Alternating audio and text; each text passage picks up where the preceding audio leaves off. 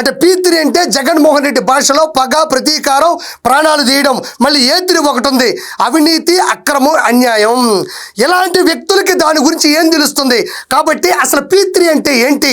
Private వాళ్ళకి చంద్రబాబు నాయుడు గారు అమ్మేస్తున్నారా, లేదంటే ప్రైవేటీకరణ చేయడం వల్ల ప్రజలకు ఉపయోగపడుతుందా లేదా అనేది నేను చాలా కూలంకుషంగా ప్రపంచవ్యాప్తంగా ఉన్న ప్రతి ప్రూఫ్ని మీ ముందు పెట్టే ప్రయత్నం చేస్తాను. ఒకసారి చూద్దాం. ఇక్కడ చూడండి, P3 పబ్లిక్ ప్రైవేట్ పార్ట్నర్షిప్.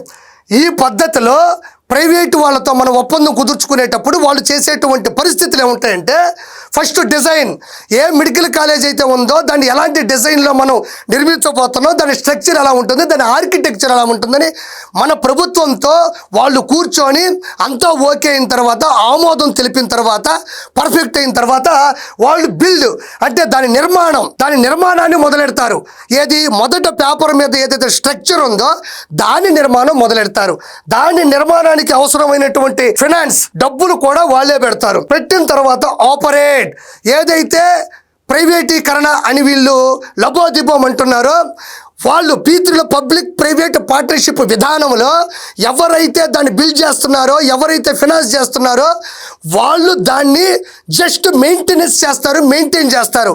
దాన్ని ఆపరేట్ అంటారు.